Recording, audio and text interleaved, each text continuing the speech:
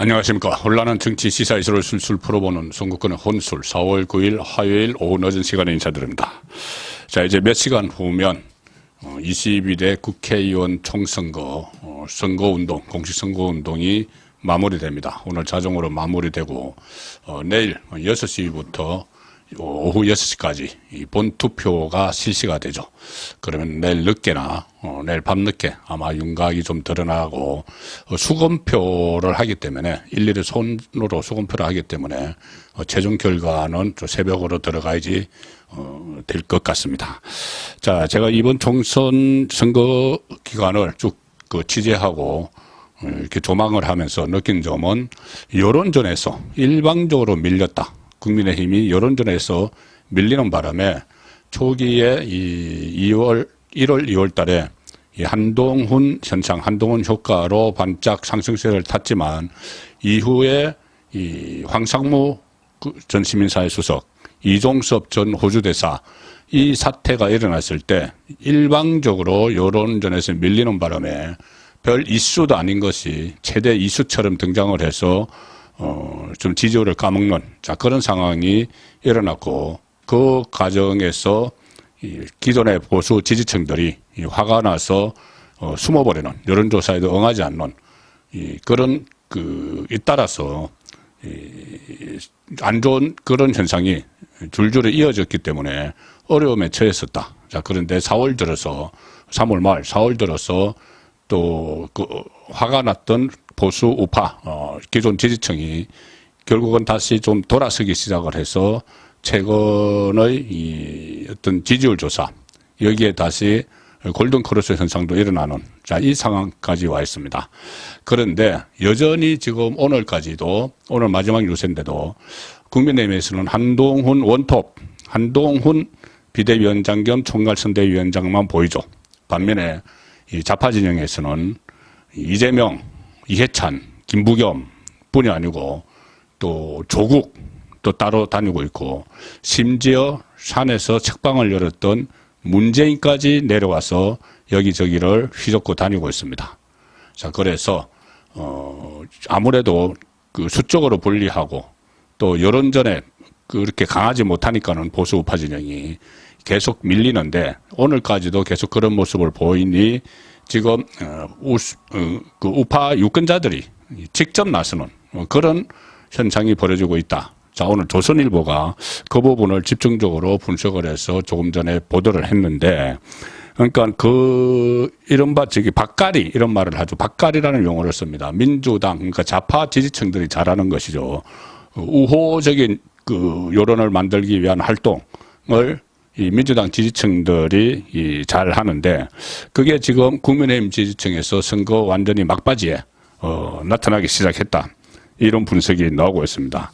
특히 이 총선 직전까지도 범야권 200석 이야기가 나오면서 200석이 되면은 조국은 오늘도 그 이야기 하고 다닙니다. 200석만 만들면은 민주당하고 조국당이 합해서 200석을 만들면은 김건희 법정으로 세울 수 있다. 법정에 세울 수 있다. 이 말을 계속하고 다닙니다. 오늘도.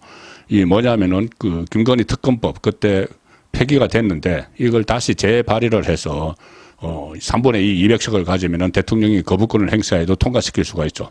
그래서 법정에 세울 수 있다. 심지어 개헌을 해서 윤석열 대통령의 임기를 중단시킬 수 있다. 탄핵을 할 수 있다. 끌어내린다. 대드덕 죽은 오리 정권으로 만들어버린다.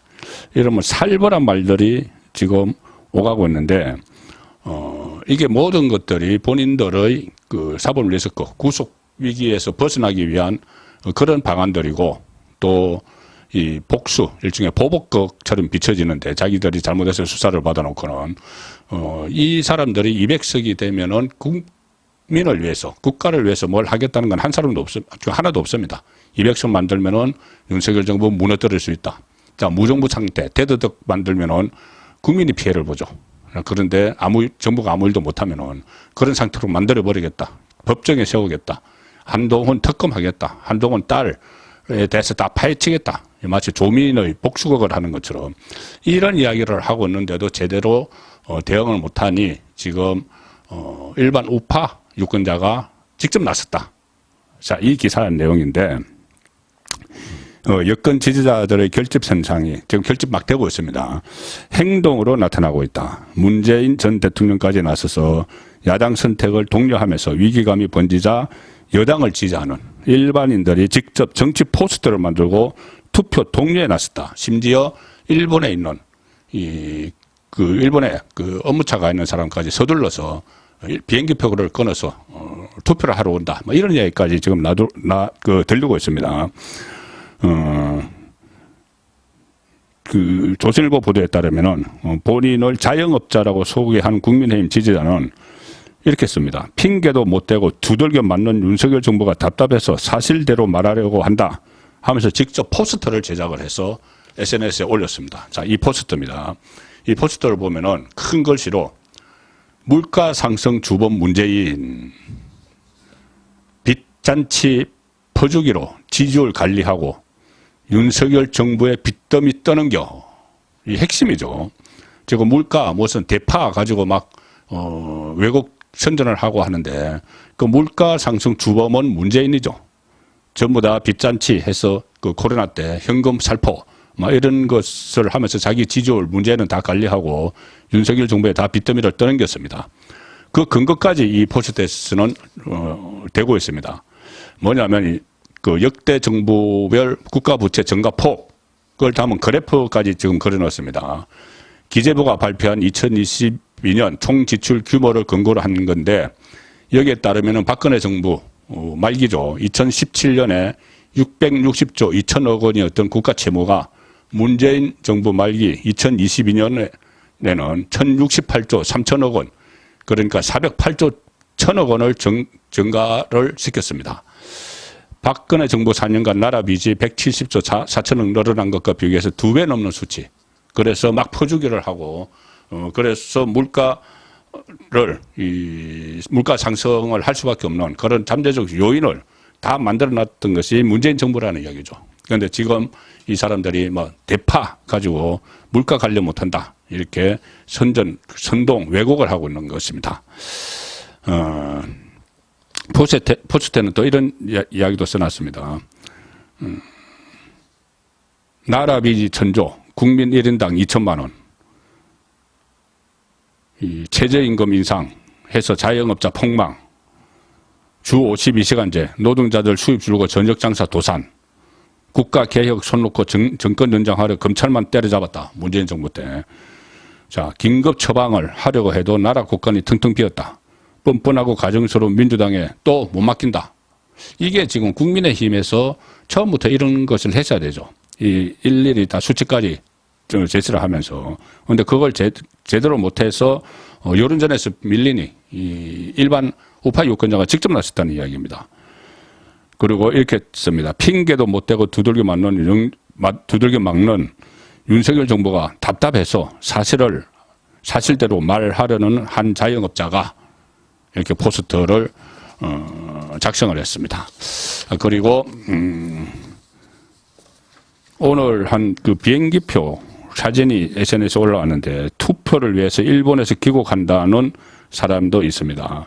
온라인 커뮤니티 DC 인사이더에는 일본 사는데 고민하다가 비행기표 샀다. 이런 제목의 글이 올라왔습니다. 이 글을 쓴 사람은 일본에서 일하느라 정신이 없어서 재외투표 신청도 못하고 어떻게 해야 하나 전전긍긍했다. 진짜 이대로 민주당이 이기고 나라 넘어가면 내 미래의 자식한테 떳떳할 수가 없을 것 같았다. 그래서 투표하러 간다. 9일 오늘 오후 8시 40분 일본 나리타 국제공항 출발하고 선거 다음 날 11일 오전 7시 50분 다시 일본으로 돌아가는 비행기표 사진까지 올렸습니다.